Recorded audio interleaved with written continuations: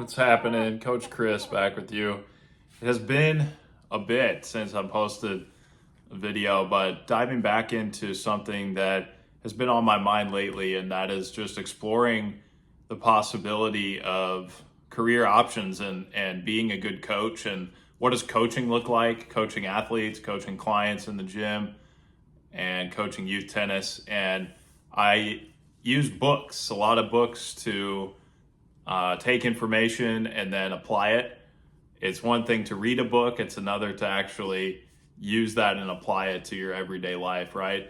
So in a previous video, I talked about in the series for books that I believe can help any coaches, no matter if you're just starting out or if you've been doing it for years. And so that was The Traveler's Gift. And that one was fiction, but there was so much good storytelling in there that it felt like I was a part of that book, like I was the main character and being talked to and guided by these famous historical figures. So it had an interesting twist to it and interesting storyline. So the next book, number 2 in my 5-part series of books that coaches should read, is called Do Hard Things by Steve Magness. Steve he was a world-class runner. He's a performance coach and an author, and he and Brad Stuhlberg host a podcast, and Clay Skipper has joined them now. I'm a huge fan of it. It was called The Growth Equation. They renamed it to Farewell. And I thought this book, when I picked it up, I thought it would be about like the old school toughness when you had Bobby Knight, the college basketball coach, kind of known for having that reputation of super hard nosed, yell and scream and yell and make the kids run until they feel like they're going to throw up, that kind of thing. And thinking that that way of toughness is the only way to get through to somebody. And Steve has repainted this picture in my mind of what is the new way of thinking for how we can really reach athletes. That old school method doesn't really work anymore. And you have to think about what's the best way to reach a kid or a client wherever you may be.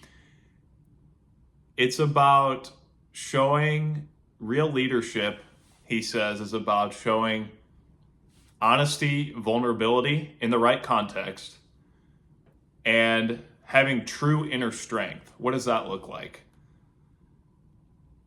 So I've been wrestling with that a lot, and there are so many key takeaways from this book that I have that it's really important stuff. It's important for coaches. It's important for parents as you think about how you want to raise your kids and relate to them and acknowledge the struggles that they may be facing with school, athletics, extracurricular activities, having compassion and empathy, and also pushing them to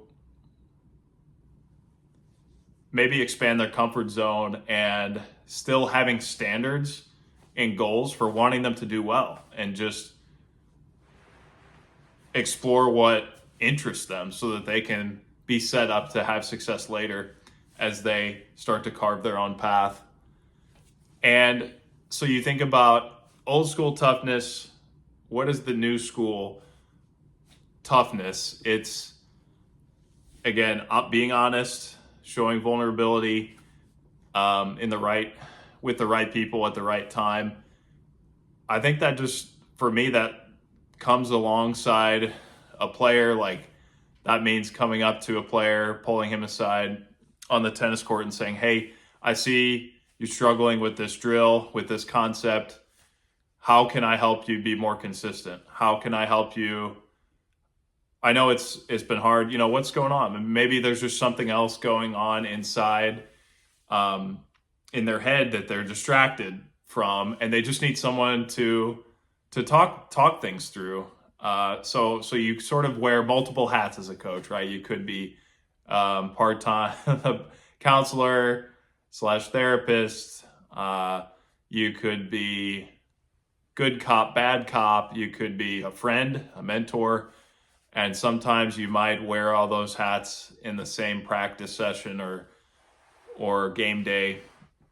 Whatever the situation calls for, you have to be able to meet them where they're at and guide them to a better place, mentally, socially, spiritually, and physically. And I could go on about the rest of it. I think that's the gist of it. So it just comes down to, if you don't take anything else from this video, take away this. Are you motivating people that you have, when you are in a leadership position, are you motivating based on fear or trust? It's easy to create fear by punishing them and saying, you're going to run this amount of laps if you don't meet this objective, or for making this mistakes, you get punished, or you're rewarded for doing good, this good behavior, bad behavior, and then trust, how you actually try to instill trust, that's hard. So that's what takes more of the effort. That's the new school, new way of effective coaching that is much tougher, but it can be more rewarding. And I believe that will be the solution to how to reach new athletes, young players, now and in the future, is finding that combo of compassion, empathy. I hear you. Life is hard. The sport that you're trying to master, this is hard. Let's try to get 1% better each day. Let's try to accept the mistakes and acknowledge the struggle of what we're trying to achieve, and being okay in that discomfort of not having all the answers, and just trying to get a little bit better one step at a time. And that's how you make progress. I really appreciated this book. I appreciate Steve's work a lot. I relate to him and all those guys on the Farewell podcast. And I hope to continue to listen to that content and apply it. So this has been book review number 2 out of 5. More to come on how coaches can read books and apply them and use it to help clients and athletes in everyday life. Have a good day. Peace.